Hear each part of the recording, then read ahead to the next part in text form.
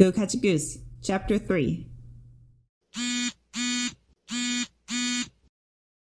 By the time she got off work, Ochiko was ready to pull out her hair, desperate to get away from office staff gossiping about Deku, away from her boss, who would have been blushing through his mask at the cuteness of literally any guy stopping by to say hello, away from the other sidekicks hovering over her shoulder asking, "Uravity, what did he want?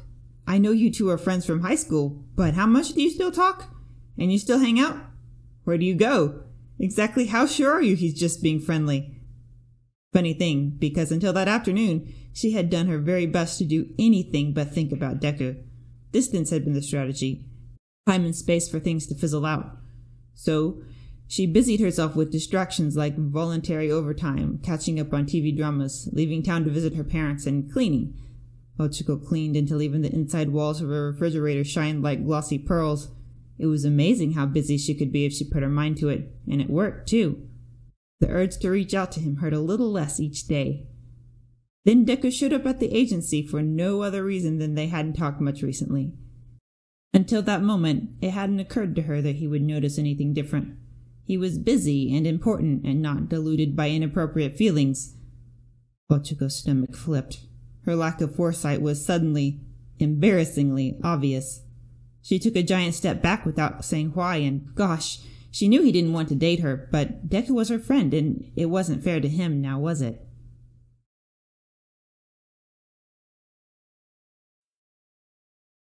Other than act normal, she didn't know what to do.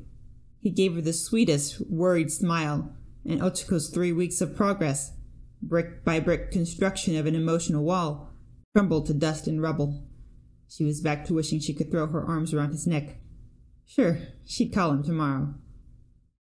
Not 30 minutes later, he sent a text to confirm. Yes, that was correct. She had promised to call him tomorrow. Okay, she dug herself into a hole, so what in the world was she going to do now? Get over it already. Obviously. Of course, she told herself she'd gotten over it ages ago and done a fine job of setting herself up to get hurt. Any other options? Spill her guts, tell him the truth, and make things so awkward that he never spoke to her again? Nope. She'd cut the nonsense and get over it by tomorrow, like a rational adult was supposed to do. To that end, she stopped by the convenience store where she bought ice cream and meat buns and skipped the deco pencils on display at the register and came home for an evening in front of the TV. But her couch was feeling too cushy, so she sat on the floor, and the TV was annoying, so she turned it off. And the ice cream wasn't creamy enough, so she let it melt. Instead, she lay down on the living room floor and watched the AC unit blow on her drying laundry, reminding herself that she couldn't go about bothering Deku or anyone else with her personal problems, and she had less than 24 hours to suck it up. Make that less than 10 seconds. The buzz of her phone on the table required Ochiko to pull herself up off the floor. Guess who was calling? Well, now was as good a time as ever. She should see what Deku wanted. Marry him? What? Strange things happen in a world where 80% of the population had supernatural abilities, and even though Ochiko had been steeling herself up to talk to Deku, she wasn't 0.0001% interested in wiring her life savings to the Jedi Temple after getting brainwashed over the phone. Yet doubt came flooding in as soon as she pressed the fateful red button. Had that been Deku? It had been his number and his voice. It sounded just like him. One hand clutched her phone over her pounding chest. The other fanned the burning heat off her face. She jumped up to pace the distance from the living room to the kitchen. Tsuyu was checking in with Deku now because Ochiko was not going to call back a scammer or ask Deku about a ridiculous marriage proposal. It sounded like him, but it couldn't have been. It sounded just like him. Ochiko's heart was ready to shake down her ribcage. How long had it been? A minute? At this rate, Ochiko would faint of heat stroke before Tsuyu called back. She poured herself a glass of water and choked on it when her phone rang again. That would be Tsuyu, telling her it was not Deku, and that she should report the call to her cell phone company and maybe the police. It was him, Tsuyu said. His phone wasn't hacked. Sounds like he figured out he likes you and got ahead of himself. Sorry, what?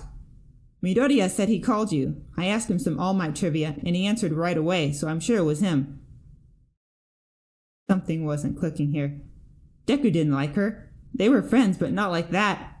After spending 5 years trying to throw out her feelings for him, she should know. The glass tugged at Ochiko's fingers, trying to escape to the ceiling. Her chest felt ready to burst. She was suffocating, or rather, had forgotten how to breathe. Ochiko, are you there? What did he say? He wants to marry you, really serious about it.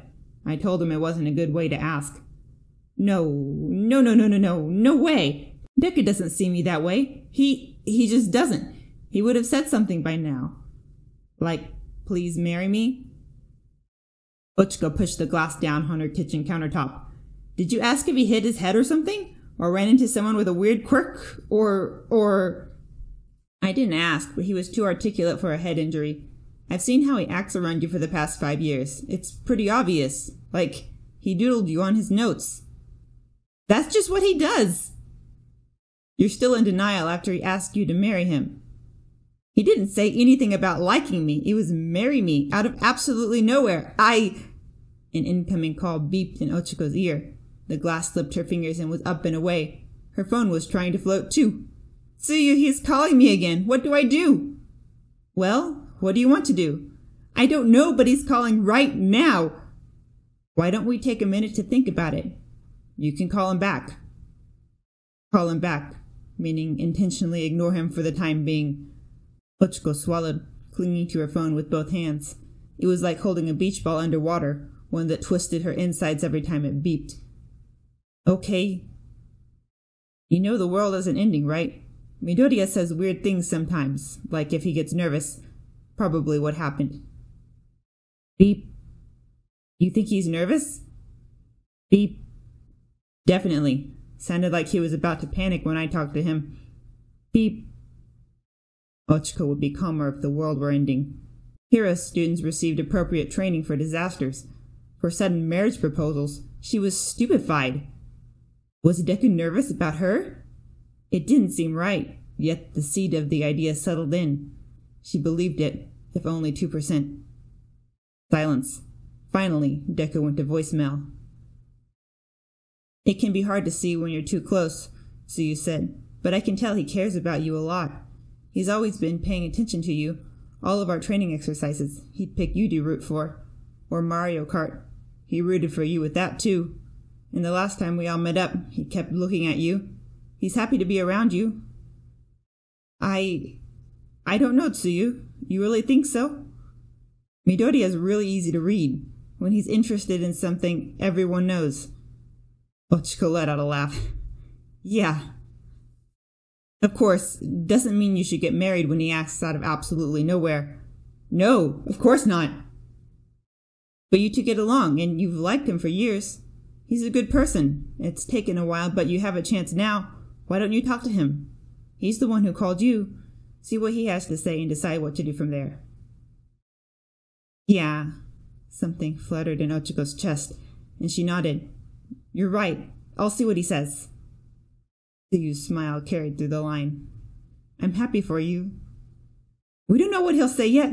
I've kept him waiting. I guess I better talk to him. Then again, if there were someone Ochiko would marry out of absolutely nowhere. She didn't talk to Deku right away. First was the matter of the glass bobbing up and down against the ceiling. It had to be a breakable one, too. Tricky to retrieve without letting her phone float off in the process. Phone in a kitchen drawer. Glass, release, and securely captured with the skill acquired from 16 years of floating things. Then, she needed a minute to calm down. Long, slow breaths to soothe her nerves to a reasonable level. Up until a few minutes ago, Ochiko had a clear view of the future set out before her. Deku would go on to have the most amazing pro-hero career, and no matter how much it hurt, she would pick herself up and move on. There would be someone else for him, and eventually, for her. One absurd phone call later, a second path appeared at Ochiko's feet, angled directly into the sun. It was so bright she couldn't see 2 steps ahead. The phone was ringing again.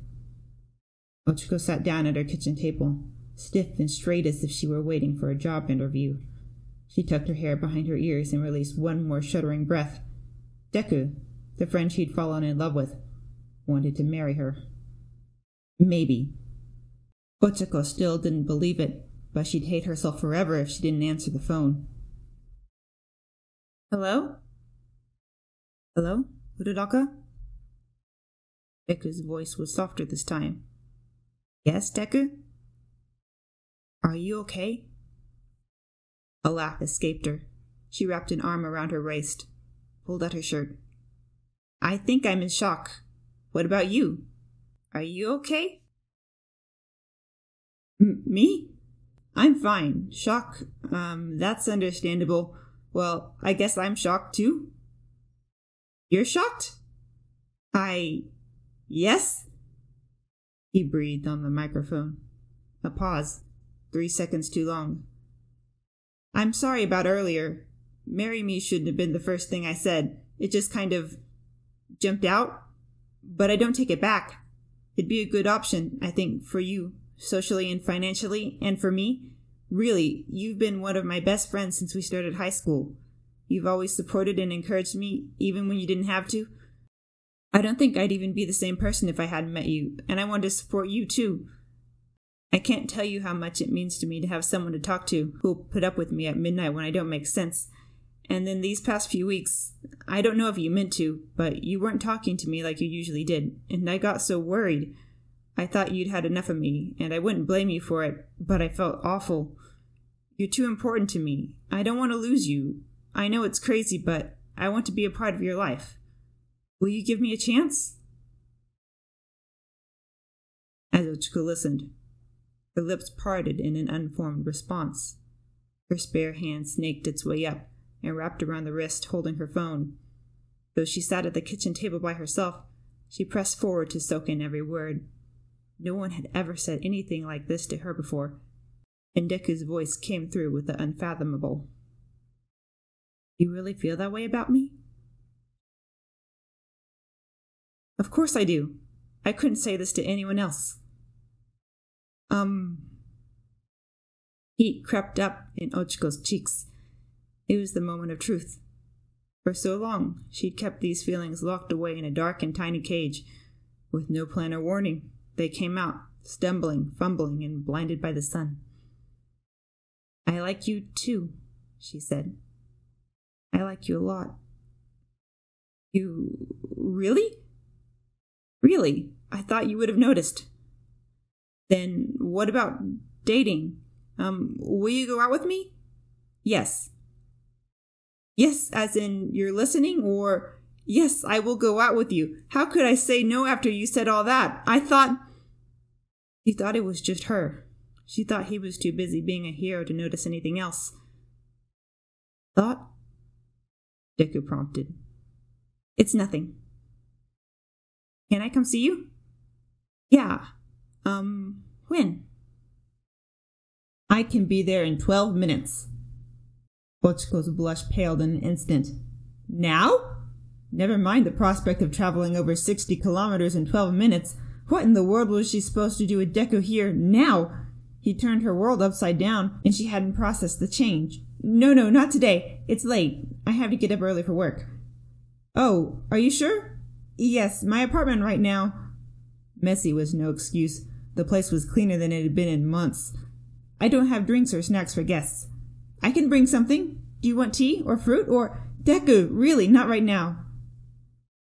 Okay, I won't come, said like she'd crushed his soul. Maybe tomorrow? She offered quickly, hopefully, and then realizing she might be pushy. Or whenever you have time. I have time tomorrow. I can see you tomorrow then? You'll still be here? Yes, I'll be here. Where do you think I'd go? I'm not sure. Someplace I'd never heard of. No, I'm not going anywhere. Tomorrow then? Yeah.